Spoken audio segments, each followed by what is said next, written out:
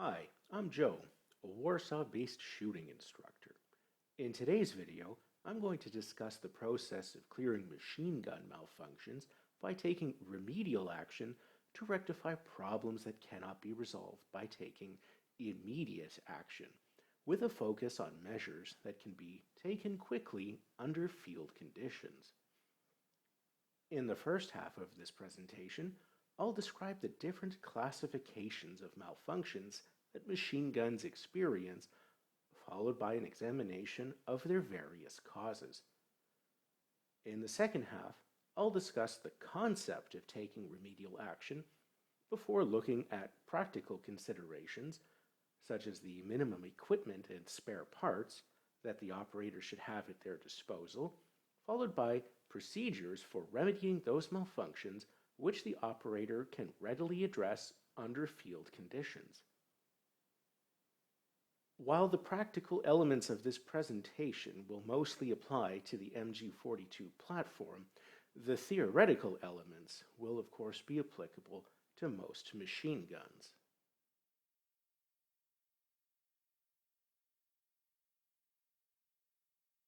Machine gun malfunctions can be broadly classified as follows. Failure to feed, a stoppage that prevents a new round from being positioned approximately in the rear of the barrel. Failure to load, a stoppage that prevents a new round from entering the chamber. Failure to lock, a stoppage that prevents the bolt from correctly locking into the barrel extension. Failure to fire, a stoppage that prevents the primer of the cartridge from being struck. Failure to unlock, a stoppage that prevents the bolt head from unlocking from the barrel extension. Failure to extract, a stoppage that prevents the extraction of the empty case from the chamber. Failure to eject, a stoppage that prevents the ejection of the case from the receiver. Failure to cock, a stoppage that prevents the bolt body from engaging the sear. Each category of malfunction can be induced by multiple causes. As well, malfunctions can compound upon each other, simultaneously inducing multiple categories of failures at once, requiring the operator to quickly ascertain which malfunctions are causing which failures.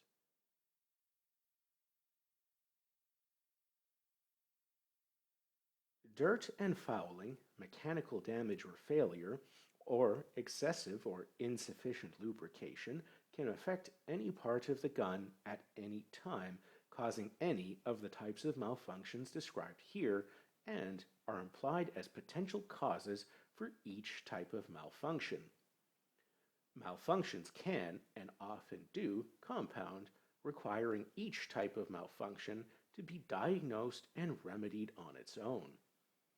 For example, a failure to eject could cause a failure to lock, which could potentially load a new round into the chamber, causing a cook-off, as in the example of the MG3 cook-off video.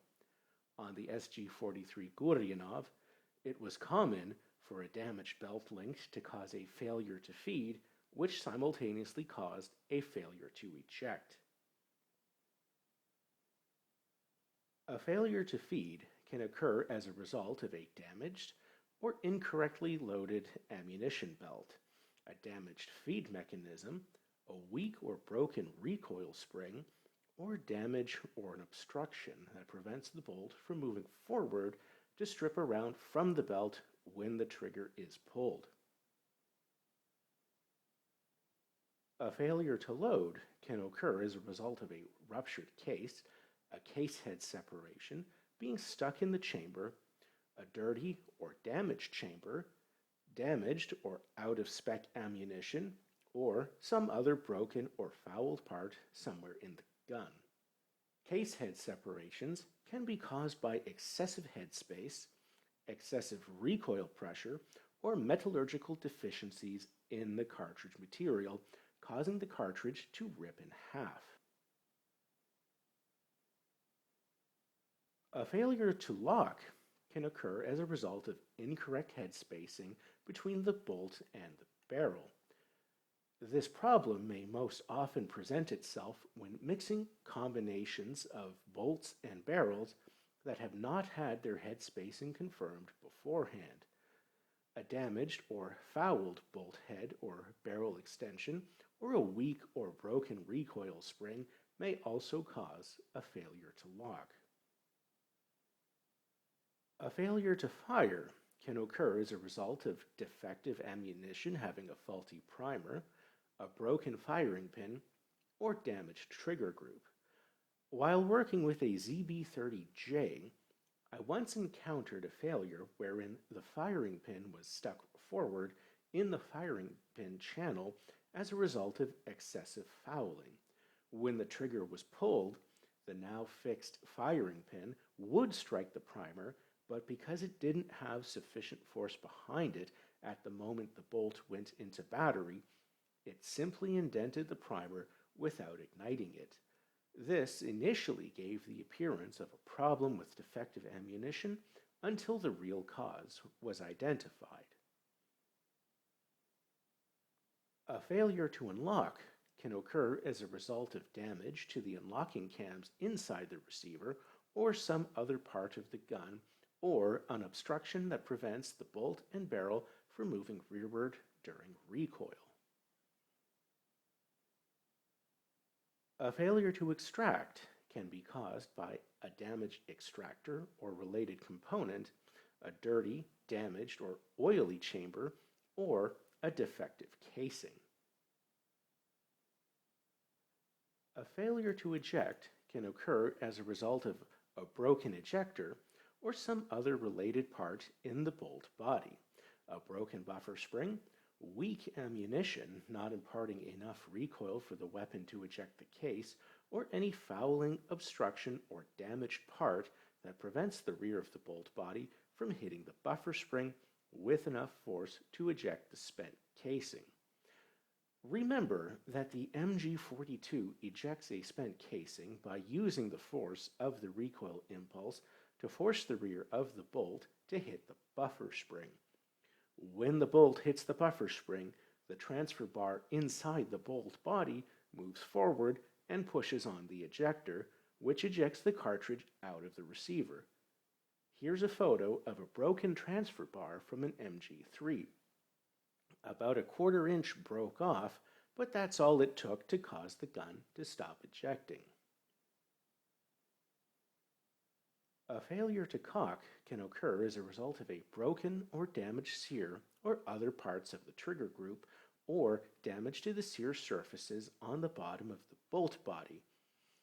This can also potentially lead to the weapon experiencing a runaway, where the firing cycle cannot be stopped. A broken charging handle may also result in a failure to cock the gun.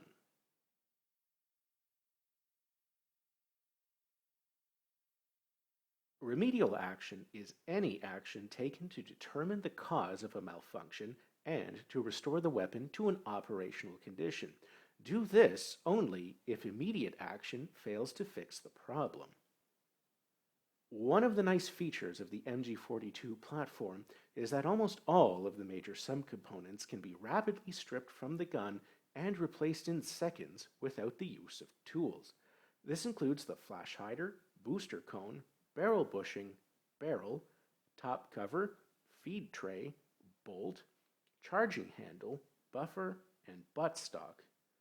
The only major subcomponent that cannot be quickly replaced without the use of tools is the trigger group. Therefore, in the event of a failure within a subcomponent, replacing the entire subcomponent will always be the faster option, as opposed to attempting to repair the damaged subcomponent. However, the operator is unlikely to have spares of most subcomponents in their vicinity, thus the majority of malfunctions that can be quickly addressed in the field are those pertaining to ammunition, belts, the barrel, or the bolt. Failures and damage to other components of the machine gun typically have to be repaired by an armorer or hire and result in the gun being placed out of service. The ability of the individual operator to repair anything beyond what's described here in field conditions ultimately relies on the operator's ability to problem solve and improvise, as well as any external technical or mechanical knowledge and training that the individual operator may have, which is outside the scope of this video. In order to quickly remedy malfunctions, it is critical that the operator have the necessary tools and spare parts on hand to restore the weapon back to operation, such as those listed on this slide, which I'll now describe in detail.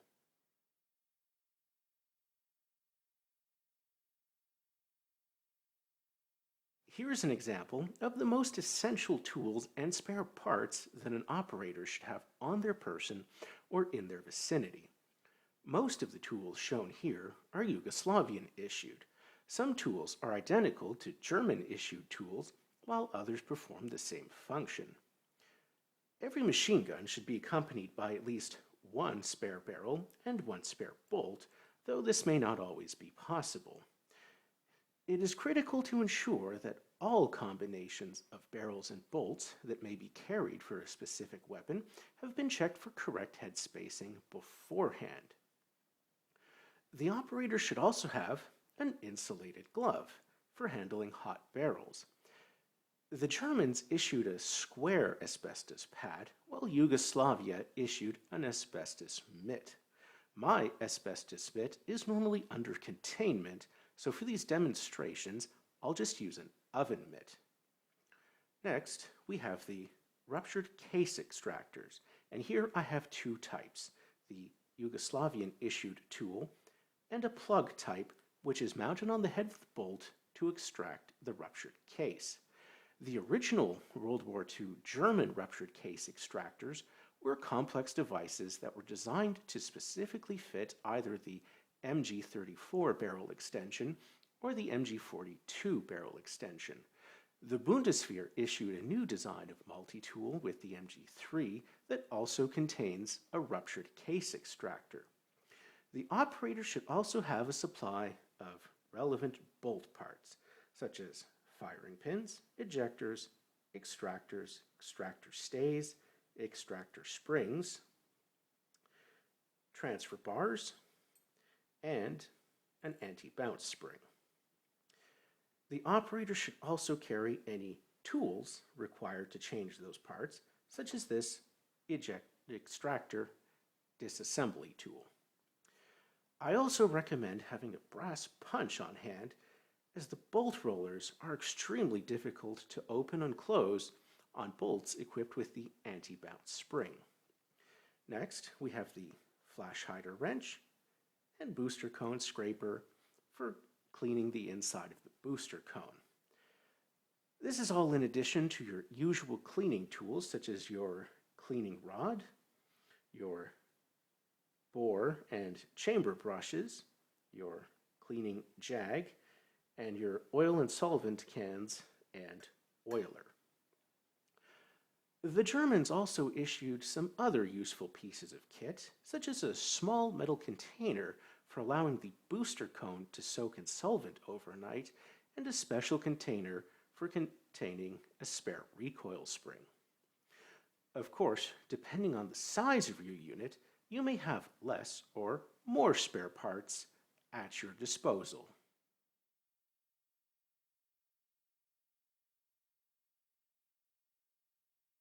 If the cause of the malfunction is attributed to either the bolt or the barrel, the fastest option is simply to replace the bolt or barrel as needed. If spare bolts or barrels are not on hand, or if a lull in battle permits the operator to address the problem, here are a set of procedures for the following repairs: changing bolts, replacing firing pins, ejectors, and ejector bars, replacing extractors, extractor stays, and extractor springs, changing barrels, and removing stuck or ruptured casings.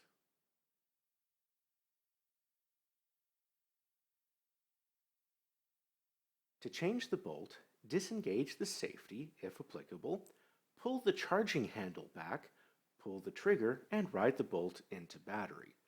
Press the buffer catch under the back of the receiver and turn the buffer buttstock assembly 90 degrees clockwise, being prepared to take the force of the recoil spring, and remove the buffer buttstock assembly and recoil spring. Next, open the top cover and pull the bolt out of the gun using the charging handle. Return the charging handle to its forward position. Insert the new bolt into the receiver, pulling the trigger to allow the bolt to clear the sear. Push the bolt into battery and insert the recoil spring and buffer buttstock assembly. Compress the recoil spring and turn the buffer buttstock assembly 90 degrees counterclockwise. The gun is now ready to be brought back into action.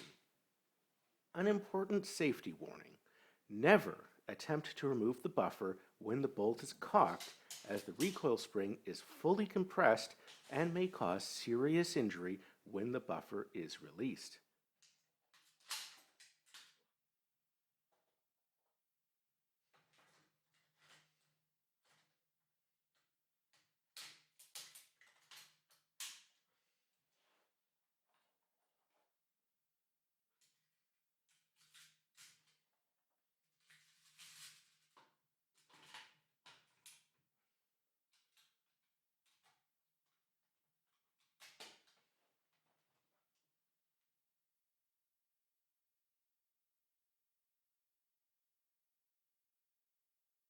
To replace any of the internal bolt parts, such as the firing pin, ejector, or ejector bar, first you must strip the bolt.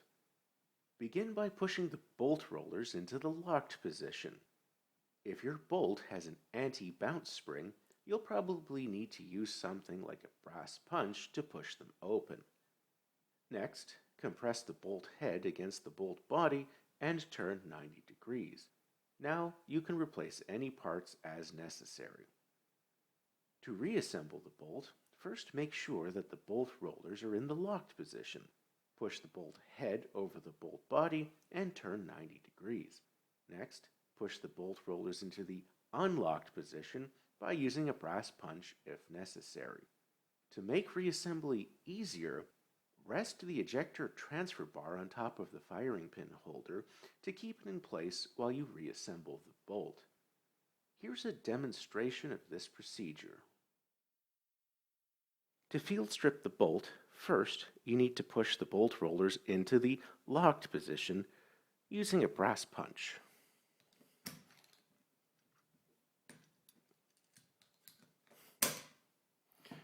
Next, compress the bolt head and bolt body, turn 90 degrees, and now you have access to all the parts that you need. To reassemble, take your firing pin holder and firing pin, put them into the bolt head.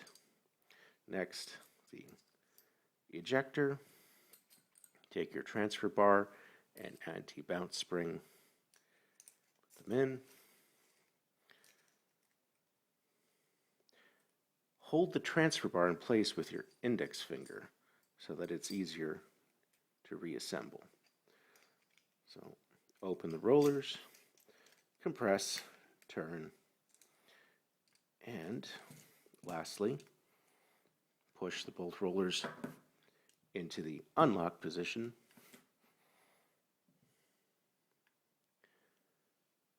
And the bolt is ready to reinstall in the gun.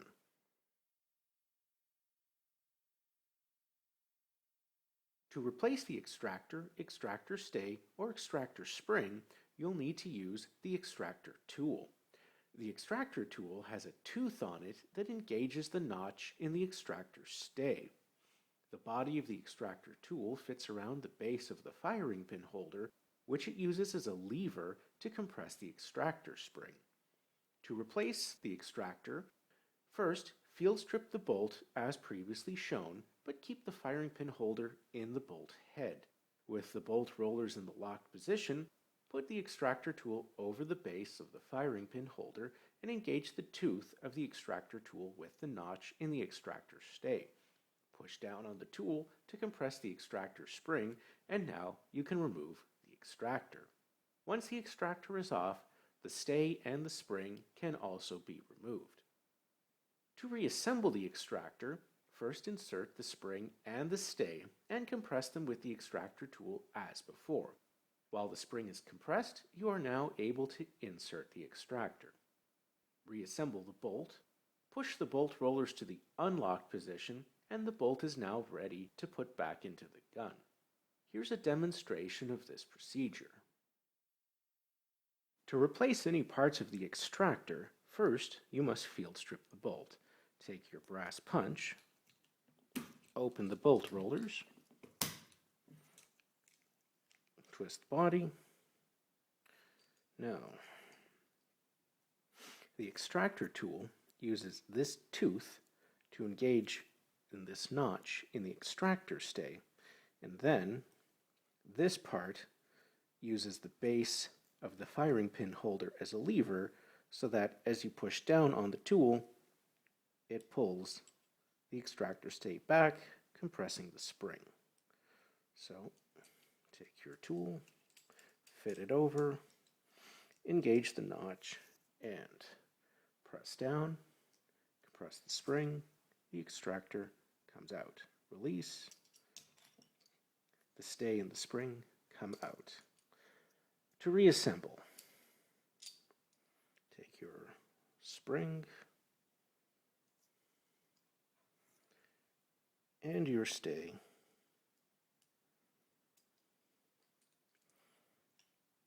fit your tool over, compress, and replace the extractor.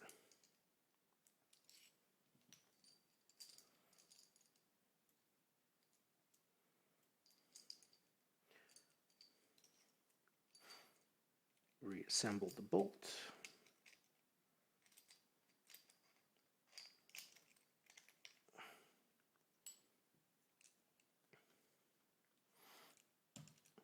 Compress the rollers.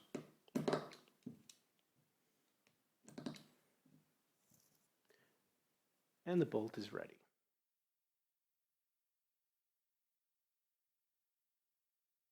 To change the barrel, first cock the bolt and engage the safety. Next, open the barrel change door and swing the barrel out. Tilting the gun to the right makes this a bit easier. Now put on your barrel mitt and pull out the hot barrel. Note that you will lose all manual dexterity when wearing the mitt, so if possible, you should keep your spare barrels in a position where it is easy to pick them up. Grab your fresh barrel and insert it into the gun, keeping the gun tilted to the left. Push the barrel change door closed and take off your mitt. The gun is now ready to be brought back into action.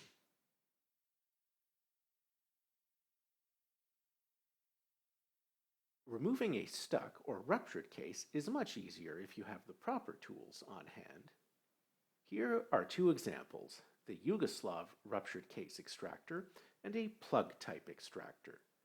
The Yugoslav-issued tool and the World War II German-issued tool allows you to remove both ruptured casings as well as intact casings that are stuck in the chamber. The plug-type tool only allows you to remove ruptured casings. Both tools use an expanding tip to grab onto the mouth of the casing and pull it out of the chamber. After you get the case out, the ends of both types of tools unscrew so that you can take the case off the tool. To remove a ruptured casing with the Yugoslav tool, first remove the barrel from the gun, as previously described, insert the end of the tool into the chamber, pushing it into the ruptured case, and lever the tool against the barrel extension to remove the ruptured case. To remove a stuck casing with the Yugoslav tool, remove the barrel from the gun as previously described and use the pry end part of the tool to pry out the casing. To remove a ruptured casing with the plug-type tool, first cock the bolt and engage the safety. Insert the tool into the chamber, disengage the safety, and ride the bolt into battery by holding onto the charging handle. If the tool was able to engage the casing, both the tool and the case will extract and eject from the gun when you cock the bolt. After removing the ruptured case, check the chamber for signs of damage. If the chamber of that barrel is damaged, it will likely continue to malfunction and may have to be removed from service. If the malfunction was caused by a dirty chamber, clean the chamber and reinstall the barrel. If excessive headspace is the culprit, you may need to try another combination of bolt and barrel that are properly headspaced. If you experience a case head separation, the best way to deal with it is with a ruptured case removal tool. And here I have two types. Here is the Yugoslav tool and this plug type. The Yugoslav tool allows you to both remove a ruptured casing as well as to pry out a stuck casing with this pry bar. These tools work by grabbing onto the mouth of the ruptured case and pulling it out. After you have it out, the tool unscrews and you separate the case from the tool.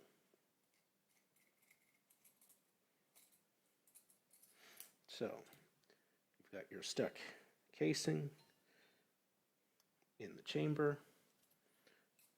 Take your tool, plunge it in, and pry it out.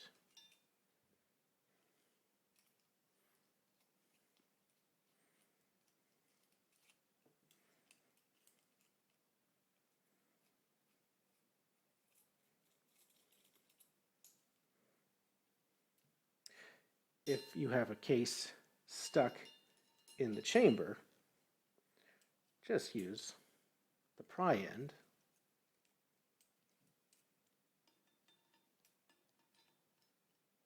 and pry it out.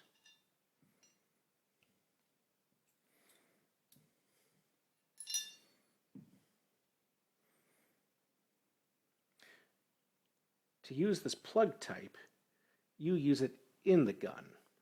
So first you put it in the chamber, ride the bolt into battery, and then using the charging handle, extract the tool, and hopefully the case will come with it.